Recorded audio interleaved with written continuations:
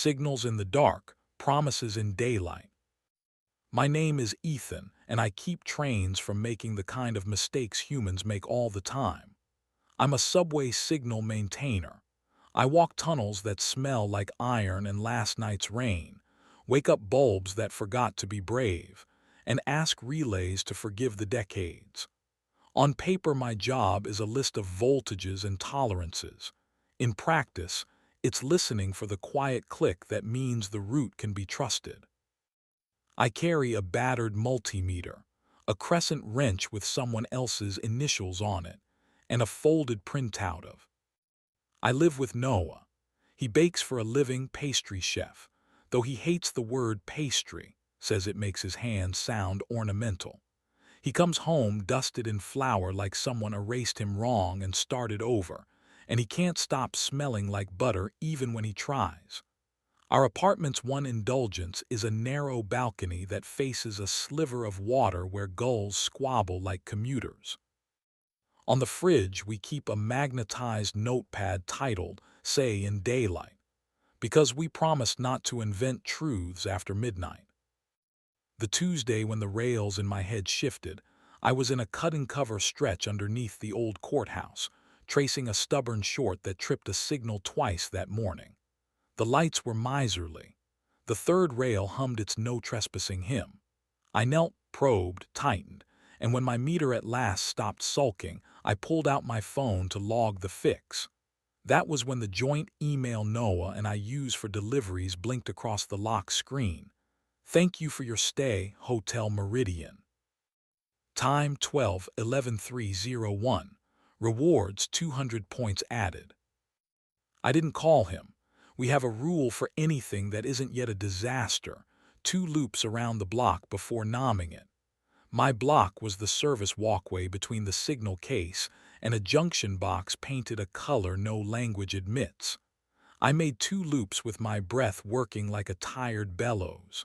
The tunnel said the only sentence tunnels know: you already know. Noah came home smelling like oranges and sugar scorch, the scent of caramel that went a minute too far and learned humility.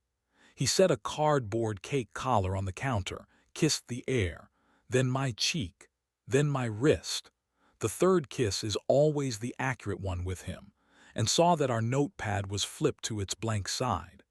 I showed him the email as if it were a glass of water I wasn't sure he needed. He didn't perform confusion. "Yeah," he said, resting his palm on the back of a chair like it was the last honest thing in the room. Prep kitchen was overbooked. Client moved the tasting up. The manager suggested a daytime room at the Meridian. I went. With Julian. Julian is a food stylist who arranges sesame seeds the way cartographers arrange coastlines. Noah admires him, loudly and often. "We worked," he said, and then, "It felt good to be possible under a light I didn't build." "I want a clear table," I said. "Tonight, no phones, no garnish." I turned fear into furniture. I pulled the drafting lamp from my workbench to the hallway console, laid a rectangle of plexiglass on top, slid a string of battery lights underneath that refused to take sides, and taped a sheet of paper over it. Clear table, one truth, one want, no asterisks. Noah put both palms down. "I'll go first. I like being looked at like I was still becoming." "My truth," I said, "is I'm not afraid you slept with him. I'm afraid you'll write the final version somewhere I can't read it. My want. To want you in the present even when your work is tempted by the conditional." "My truth," he said, "is I want to be seen when I'm still batter, not only when I'm plated. My want. That you want me halfway, flour on my shirt, edges messy." We added a rule to the fridge list, an hour without screens each night and a post-it on the table before we brushed our teeth. The first week looked like a chorus of small sentences. "Kiss me without captions. Say no without a seminar. Hotel emails stop at the door." The hotel, politely undead, sent another. "Double points all month." Marketing is a metronome that doesn't listen. I hid in work. I tightened terminal screws with the kind of focus people confuse with virtue. I cleaned a relay contact with a strip of card until my fingers remembered softness.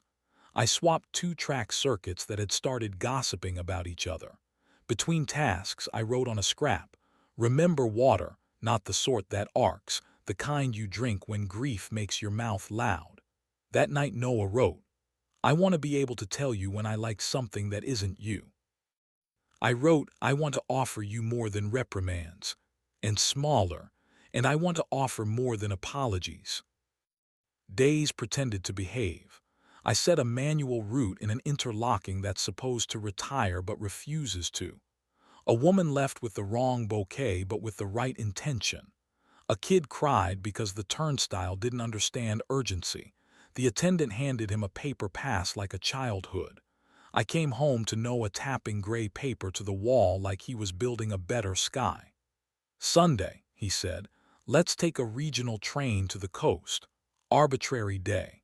Late return." I said yes the way you say yes to a shift nobody wants, because the alternative is worse.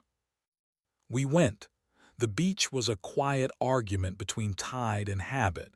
We ate a sandwich too salty and then another more humble.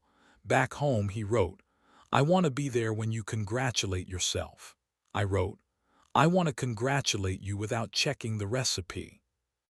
The magazine that hires him offered a 3-day residency in a new studio, hotel included. "I want to go for what I do, not for what hotels promise," he said. "I also want to prove I can come back." Protocol, nightly voice memo, morning, "I'm here," no metaphors.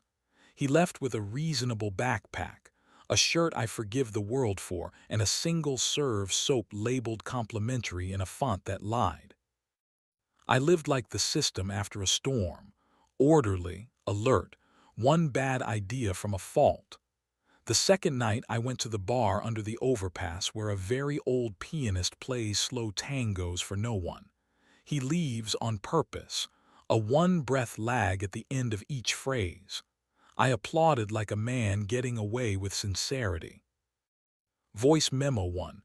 The room doesn't smell like anything. It's almost sad. 2. I'm here, with a fuzzy picture of a white wall that breathed better than we did. 3. Didn't arrive for hours. I rearranged the room like I was looking for a bomb I didn't want to find. Jealousy has the mechanics of a stuck latch. Then, I'm making my no. I said I have someone. I'm not interested in being profitable for anything else. He came back. He put a melon-scented soap on the console.